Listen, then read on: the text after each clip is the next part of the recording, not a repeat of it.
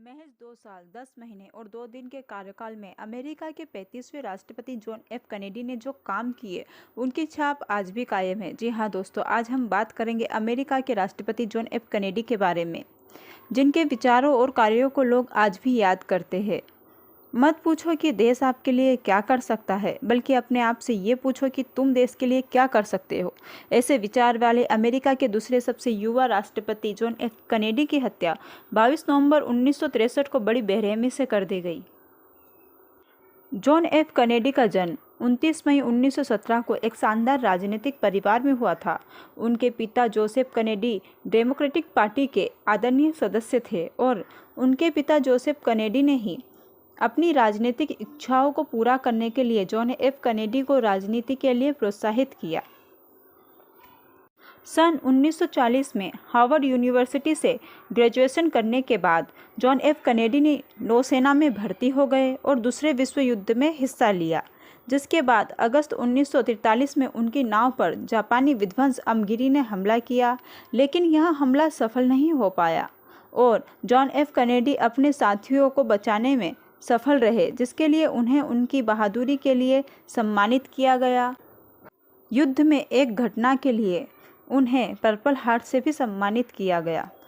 उनका कहना था कि उनके कार्य मामूली थे और वो बहुत शर्मिंदा महसूस कर रहे हैं, क्योंकि यह एक सैन्य कार्रवाई के दौरान हुआ था।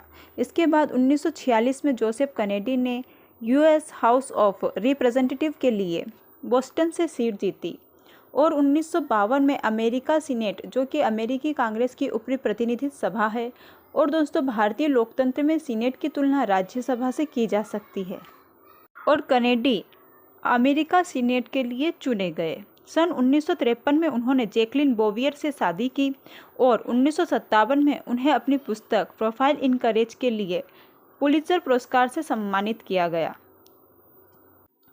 असल में यहाँ 8 महान अमेरिकी राजनीतिक नेताओं का एक लेख है, जो कि अपनी व्यक्तिगत मान्यताओं के लिए खड़े थे।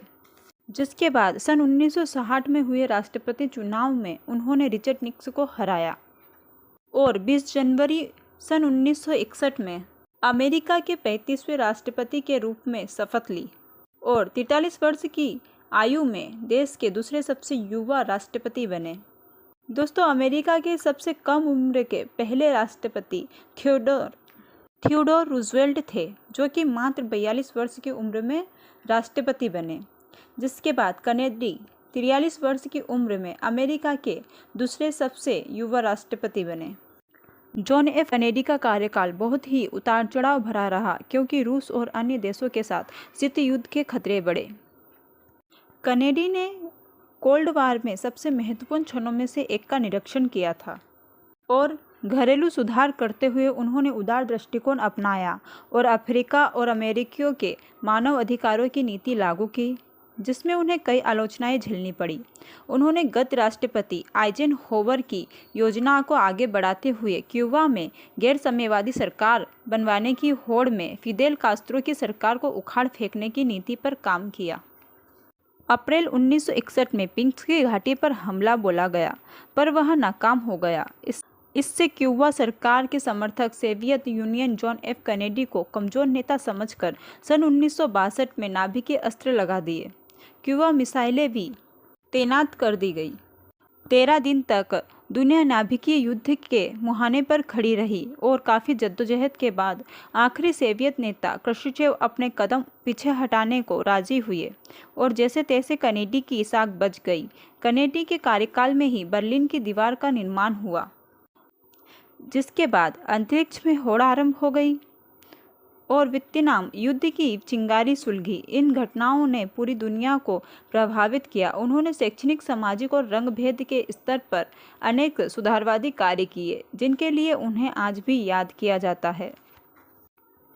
22 नवंबर सन 1963 की बात है। उस रोज अमेरिका के राष्ट्रपति जॉन एफ कैनेडी उत्तरी टेक्सास के शहर डलास पहुंचे थे।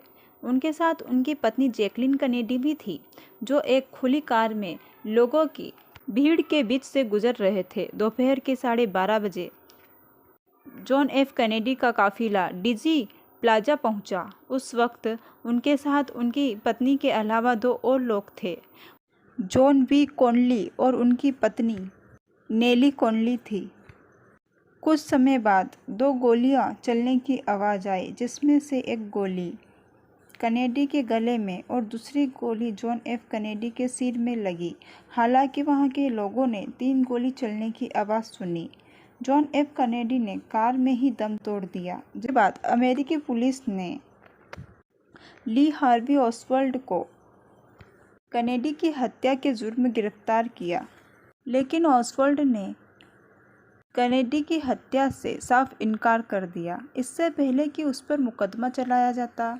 2 दिन बाद 24 नवंबर को जैक रूबी ने ऑसवाल्ड की गोली मारकर हत्या कर दी, जिसके बाद पुलिस तथ्यों की छानबीन में कनेडी की हत्या के लिए ऑसवाल्ड को ही जिम्मेदार ठहराया गया और उनकी फाइल बंद कर दी गई। और आज के लिए इतना ही। अगर वीडियो अच्छा लगे तो लाइक करें, सब्सक्राइब करें और बेल आइकन को ज़रूर दबाएं। धन्यवाद।